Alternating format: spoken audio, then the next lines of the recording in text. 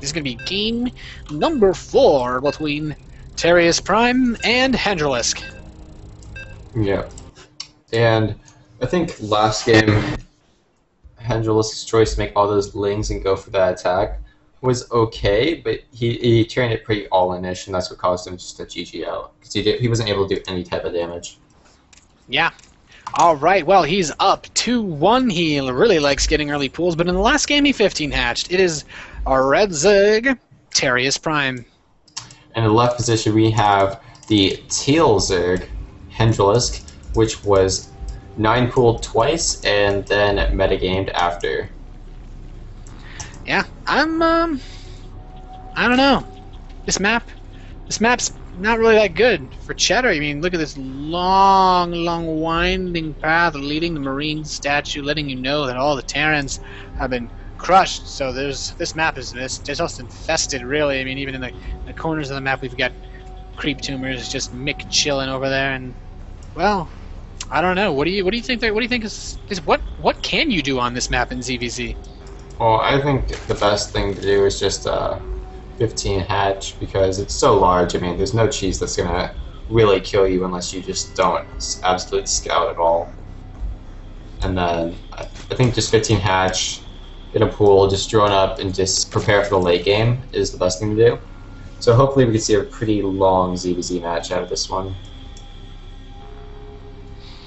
Yeah, I mean, it looks like, both players are probably going to 15 hatch. This is kind of the vibe that I'm getting here.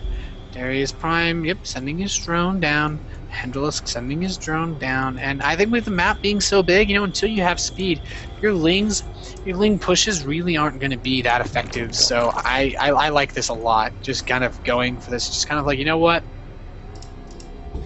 I'm just going to both 15 hatch.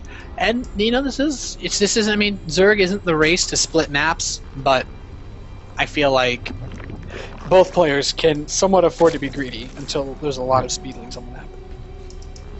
So we're gonna see gas first for Terius here before the pool, while hendralisk gets the pool first, then the gas. So a little variation there, but pretty similar builds going on. I think. Yeah, Terius, he's gonna have his speed before hendralisk, but the window he's gonna have it in turn, like how long his window is not gonna be more than a minute or so. So he could be, if he goes for a speed timing, this could be very effective. But otherwise, it just seems like he wants to be able to be on the map earlier. He just wants to get the towers earlier, be safe against any other kind of rushes, and get a little bit easier scouting. Yeah, we could be seeing a build similar to when he got the Mutalisk. Just because the gas, I mean, last time he was saving it up for either layer tech, but then he put the Baneling Nest down. So I don't know if he's just planning to get fast layer tech and go into Mutalisk really quick, or if he was planning to get an Evo Chamber just to get the +1 carapace for the Lings or something of that sort. Yeah. Well, I mean, okay, Ling speed has been started for Terius. Ling speed will be starting soon. So Terius's Ling speed is about 20 seconds. So he's going to have a 20-second window where, he's going to have speed. But I really don't think, unless you time a Baneling Nest with it or do something like super crazy, that having that earlier speed is really going to matter on a map like this, where the rush distance is so long. At 20 seconds, it'll take 20 seconds for speedlings to cross the map. Yeah, so by the time the Lings even make it across the map, hendralisk should have speed done already.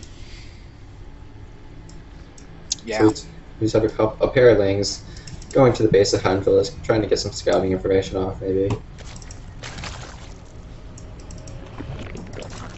And we will have a Baneling Nest being put down just for defensive reasons, I'm assuming. Yeah, both players dropping Baneling Nests. And I mean, this is just standard, it's like, okay, you're going to make Lings, I'm going to make Lings. Baneling Nest.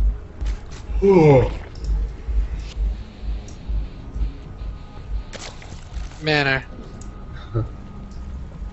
So we have a second gas being taken by Terius here, along with hendralisk taking his second gas as well, and he's taking actually all his gases right now, while Terius is only on mining 2 gas. So we could see fast tech or 2 base roaches something of that sort. He's getting an Evo chamber, so he could start his upgrades early. I like the fast layer by Terius. I mean, if he goes for that fast mute attack again, it can be very dangerous, and maybe he just wants to get a quick win, you know, put this to an end, seal this really quickly. Yep, there's that Spire going down at the 6-minute and 55-second mark. Yeah. All that gas being taken. He's going to have a really nice gas bank by the time the Spire finishes, and he's going to have a lot of Mutalisks. And I feel like hendralisk, he's going to make this Ling poke. As long as Terius doesn't lose to any really early Baneling aggression, he should be fine. And I mean, he's not even going to make really a lot of Lings to defend himself. He's going to get some Banelings. He's going to be like, you know what, come at me. And I think come at me is the best response to this. And hendralisk He's actually going to take out. Oh, makes him okay. So one Baneling does go down. I don't think hendralisk doesn't want to do that dance. Oh, okay. So two Banelings. I'm not really sure who's ahead there, but I think what matters most is Terius is safe. I don't really think there's a window for a counterattack here. Yeah, and Terius just wanted to make sure he did not scout the Spire, as hendralisk never actually made it far enough back to see that. So that's pretty huge. That's what I think Terius' main goal was, whether just try to deny that scouting information. Yeah, it's super important. And I mean, it looks like both players are going Ling Bling, and there's nothing crazy. I like the use of the Overseer. It gives away the lair, but I guess, you know, hendralisk already knew his opponent was going for a lair, so it's, you know, it's whatever. But the Spire is done. 6 Mutalisks on the way. He has 7 Mutalisks on the way. Infestation Pit just getting put down 20 seconds ago, so he won't have infestors. He won't have infestors for a while.